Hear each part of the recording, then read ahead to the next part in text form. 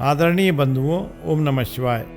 विश्व के प्रमुख धर्मों के क्रम में आज सिख धर्म के उदय और विकास के विषय में अपने सामान्य ज्ञान में वृद्धि करने का प्रयास करते हैं। सिख धर्म के प्रवर्तक आदि गुरु नानक देव जी हैं। उनका जन्म 15वीं शताब्दी के उत्तरार्ध में हुआ था। भारत के इतिहास का यह वही कालखंड था जिसमें कबीर, जायसी, सूर और तुलसी जैसे फकीर, संत एवं भक्त पैदा हुए थे। राजनीतिक दृष्टि से यह काल बड़ी उथल पुथल का था। भारतीय राजशक्ति निरंतर आक्रमणकारी मुसलमान शासकों द्वारा पराजित होती जा रही थी।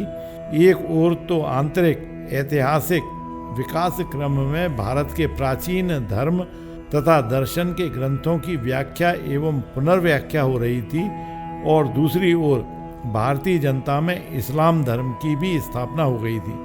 जहां एक ओर कुछ भारतीय चिंतक एवं कवि शंकराचार्य एवं वैष्णव आचार्यों द्वारा प्रणीत तत्व चिंतन एवं भक्ति का प्रचार प्रसार कर रहे थे, वहां दूसरी ओर संत कबीर और गुरु नानक देव जैसे विचारक एवं कवि जनता के बीच रहकर व्यापक एवं अनेक मुखी आध्यात्मिक चेतना से मानवोपयोगी तत्वों का संग्रह करते हुए बाह्य आडंबर से मुक्त एक विशुद्ध मानव धर्म की प्रतिष्ठा का प्रयास कर रहे थे। सिख धर्म एक ऐसा ही मानव कल्याण का मार्ग बताने वाला धर्म है जो मत मतांतरों के भेदभाव एवं कटुता से ऊपर उठकर सार्वभौमिक आध्यात्मिकता का प्रचार करता है।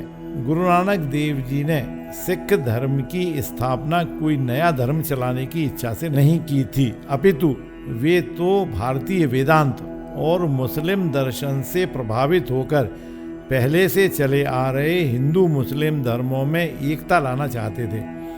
उनकी शिक्षाओं का विकास बाद में सिख गुरुओं क्रमशः अंगद गुरु, गुरु अमरदास, गुरु रामदास, गुरु अर्जुन देव, गुरु हरगोविंद, गुरु हर राय, गुरु हरिकिशन, गुरु तेग बहादुर तथा गुरु गोविंद सिंह जी द्वारा हुआ।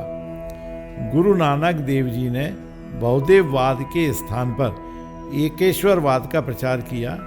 वे मनुष्य मात्र में भ्रातृभाव उत्पन्न करने के पक्षधारी थे।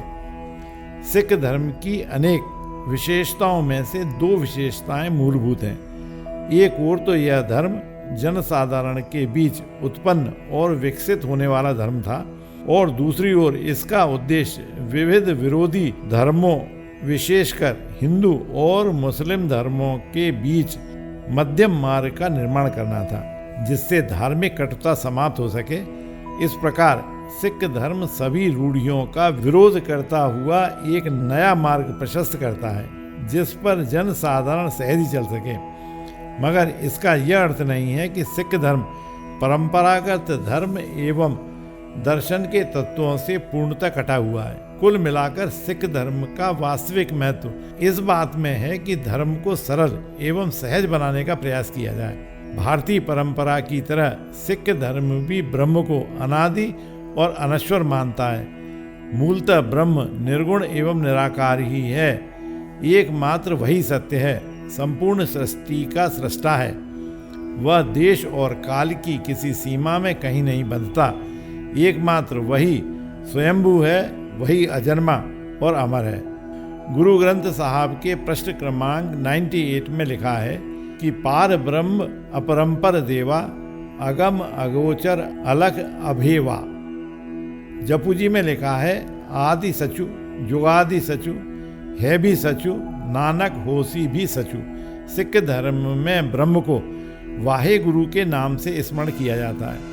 सिख धर्म में ब्रह्म का स्वरूप उपनिषद के ब्रह्म के समान है, जो निर्गुण एवं निराकार होते हुए भी अनुभव द्वारा ही जाना जा सकता है। ब्रह्म सृष्टि में समाया हुआ भी है और उससे अतिरिक्त भी है, इसलिए वह सनातन है। कर्म करते हुए भी संसार में लिप्त न होना, यही वह आदर्श मार्ग है जो जीव को विश्व में व्याप्त ब्रह्म के दर्शन करा सकता है। सिख धर्म आदि शंकराचार्य की तरह जगत को न तो मिथ्या मानता है और न ही केवल आभास।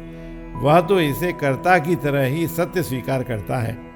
जपू जी में लिखा है, नानक सचे की साची कार। इस प्रकार सिख धर्म लौकिक जीवन को महत्वपूर्ण मानता है और जीव को उद्देश्यपूर्ण सार्थक जीवन व्यतीत करने की प्रेरणा देता है। इस प्रकार सिख धर्म के अनुसार जीव में ब्रह्म के सभी गुण विद्यमान हैं, लेकिन वह पूर्णतः विकसित नहीं है। जीव का इस संसार में मूल उद्देश्य यह है कि वह अपने अंदर ब्रह्म के सभी गुणों को अधिक से अधिक विकसित करे और इस प्रकार ब्रह्म से आत्मीयता स्थापित करे।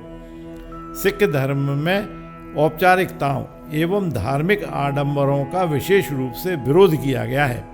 सिख धर्म मूर्ति पूजा, स्नान, तीर्थ, व्रत, शकुन, अपशकुन, मुहूर्त, ग्रह, तिथि, राशि, श्राद्ध, क्रियाकर्म, होम, यज्ञ, तर्पण, एकादशी, पूर्णमासी आदि में विश्वास नहीं रखते और यथासंभव इसका विरोध करते हैं। जात पात, छुआछूत आदि का कोई भेद न स्वीकार करके सिख धर्म में एक साथ भोजन करने की प्रथा को लंगर का नाम दिया गया है। इस प्रकार सिख धर्म ने मानव की समता को भारतीय समाज में प्रसारित किया। सिख धर्म के मूल्यों और मान्यताओं को अपनाकर कोई भी व्यक्ति सिख बन सकता है। इस धर्म के द्वार मानव मात्र के लिए खुले हैं। जो श्री गुरु ग्रंथ साहब को अपना गुरु माने तथा उनकी शिक्षाओं के आधार पर अपना जीवन व्यतीत करे, उसे सिख स्वीकार किया जा सकता है। यदि यह वीडियो आपको अच्छा लगा हो तो लाइक करें, शेयर करें एवं सब्सक्राइब करें तथा बेल आइकन को दबाना न भूलें। बोलिए ओम नमः शिवाय।